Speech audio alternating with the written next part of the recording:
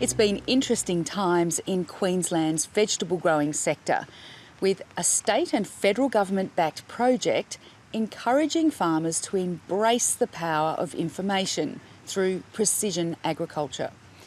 The project has seen a handful of growers across the state use advanced weighing, monitoring and surveying technology to grow better crops. John Taylor reports.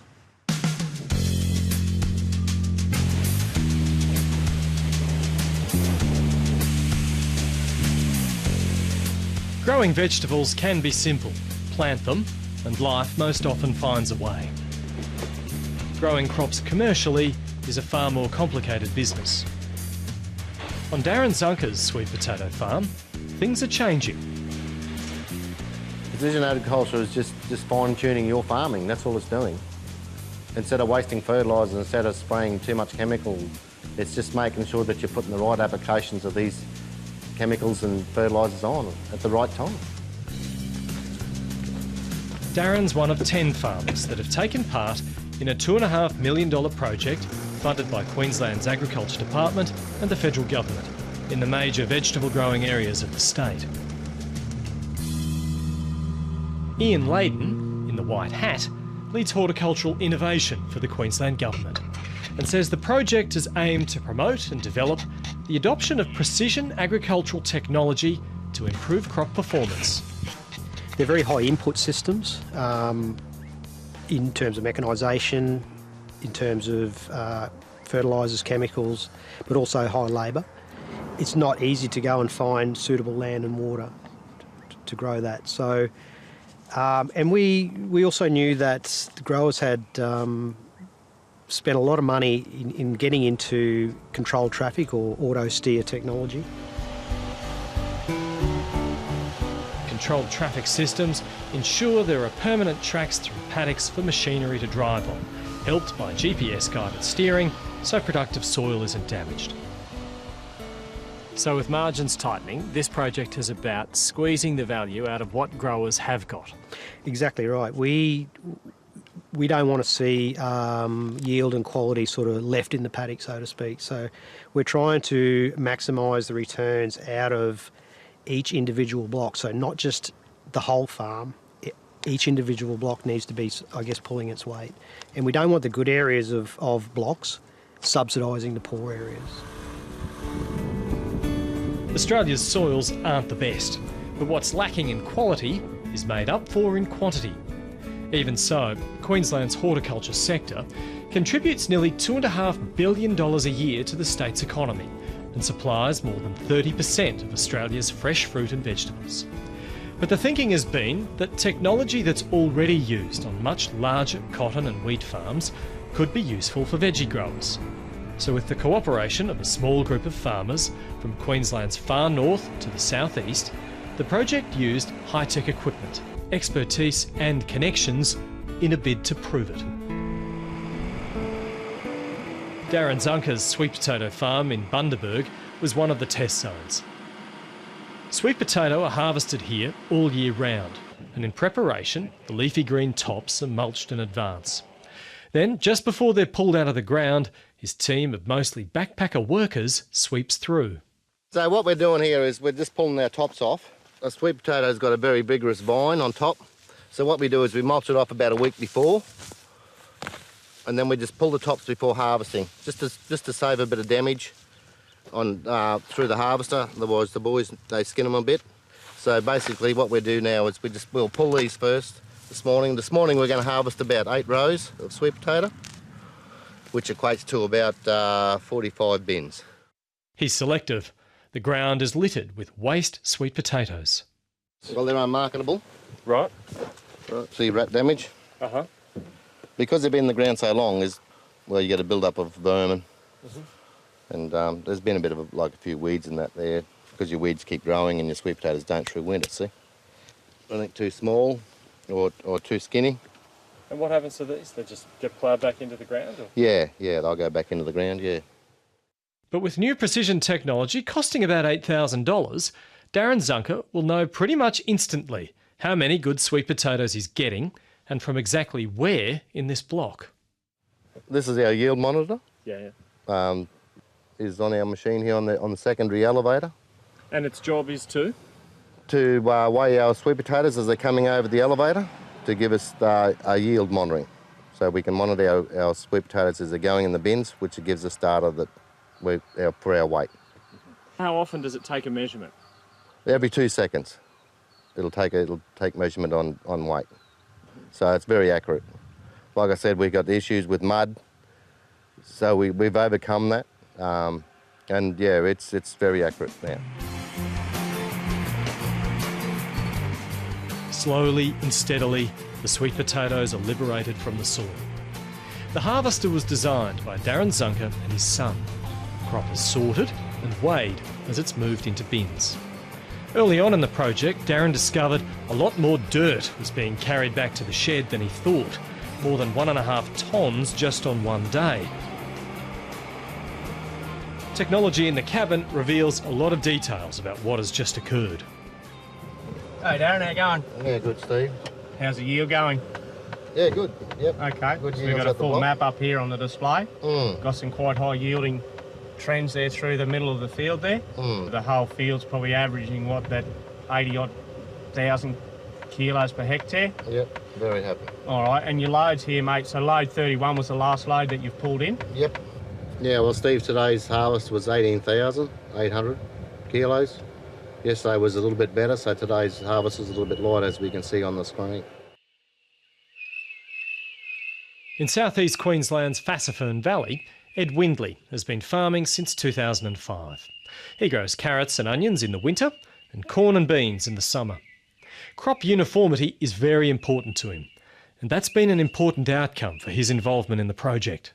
The particular type of vegetable growing that we do in terms of, say, the corn and beans and carrots, like they're planted on a certain day with the anticipation that they're going to be harvested on a certain day.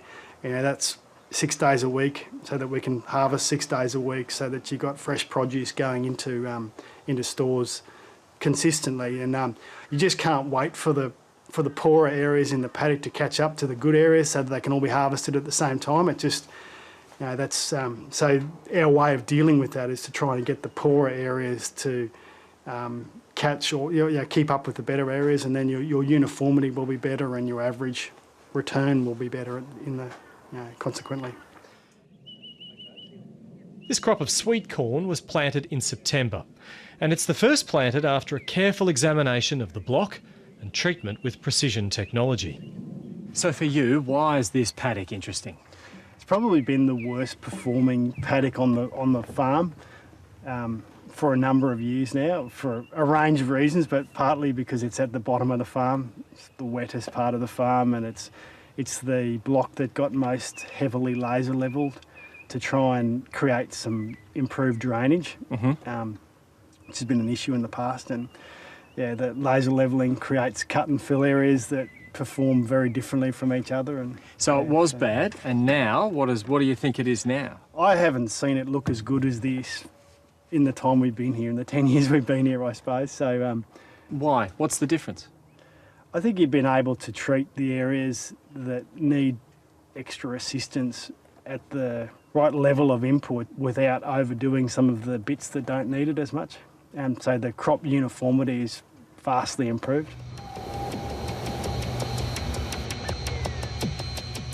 This is the technology that was used. A tractor-mounted crop sensing machine called a green seeker that emits infrared and near-infrared light. It measures the amount of light reflected as an indicator of plant health. The higher the reading, the healthier everything is. It can find pest and disease problems and a lack of nitrogen, revealing straight away if something needs to be done.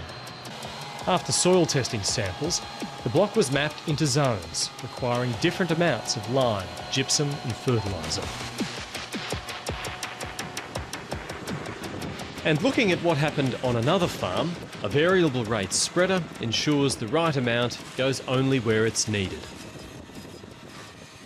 Whereas before, you just would have every place would have got basically the same. Yeah, that's right. Yeah, in some areas it wouldn't have been enough, and in some areas it would have been too much. So it's sort of the best of both worlds, I suppose, in that regard. And if we look here on this map, this shows the variability that existed at the time on the block itself, doesn't it? That's right, yeah, exactly, yeah. And you can see that the red areas were the cut areas, and they were tended to be the areas that waterlogged and were, Red is less productive. Yeah, Okay. in terms of an NDVI image, that's right. And so what you're after was changing the colour more to be sort of green to blue, and uniformity. Yeah. And that's what you think now that you have. Yeah, I think that it's, like I said, it's hard to prove that. Yeah. Yeah. But that's how visually it looks to me. Everything tasseled and silked on the same day, so that's a pretty good indication that you're not having something there's not a whole heap of variability in there when that's happening. Where the project has also come in handy has been in working out how best to use different machines from different companies. The DAF guys have really helped us bring it all together. Now, there's a lot of things going on and that take a bit of help in figuring out what's going on and then how to deal with it, I suppose. And in the hustle and bustle of you trying to farm, you don't necessarily always get time to do that, to pull it all together. Yeah. Perhaps the surprising thing is that a lot of this technology isn't actually new. It's just that it's new to horticulture. Project leader Ian Layden thinks maybe farmers thought there wasn't much variability on their blocks to justify precision technology. And I guess to some extent we've sort of at least debunked that. And that can mean big differences in many attributes, including yield. In some cases we found 30% variability within block. 30%? 20 to 30%, but 28 was an example we found in sweet potato. At first, sweet potato grower Darren Zunker was sceptical that precision technology would tell him anything useful. Honestly, I didn't think there was much in it. How are we going to weigh a sweet potato? It's got mud on it, how we can get consistency.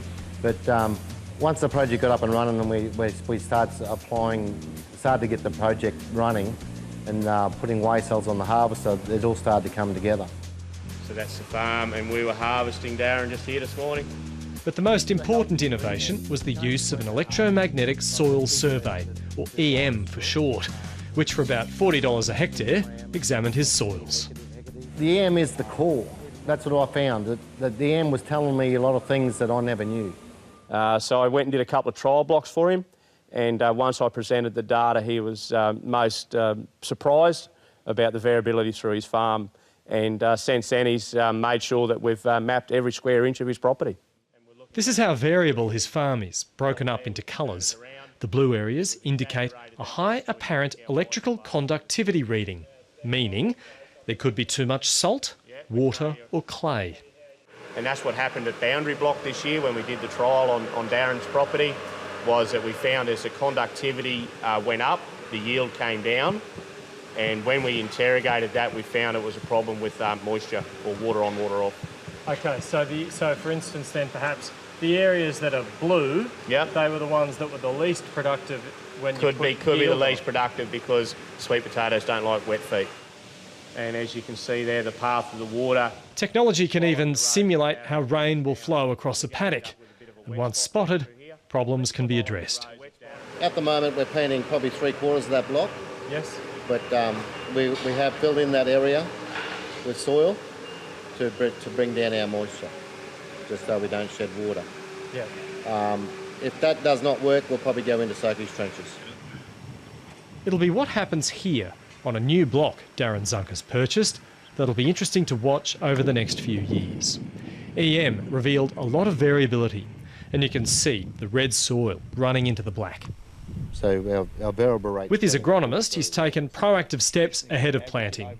They've introduced a variable rate spread of soil conditioners and fertiliser over the land, so just the right areas get what they need. Waste not, want not. So see by that map how it's turned out, the difference there in that zone on this knob. Yeah. So we'll put the rate slightly different here because that pH difference. These variable rate applicator work very well. And Simon, do you reckon this is the future for horticulture then in Queensland? Oh, I think so. We've always some technology might take a while to get adapted, but it might get adapted in a different way to what initially we thought too. But no, the variable rate technology, I think we're definitely seeing benefits from it.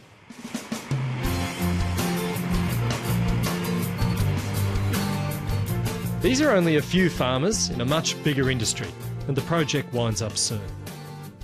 But the hope is that this is only the beginning. I think we'll see dealers, equipment consultants, precision ag consultants really sort of take that forward into horticulture. We've provided, I guess, a really good starting point.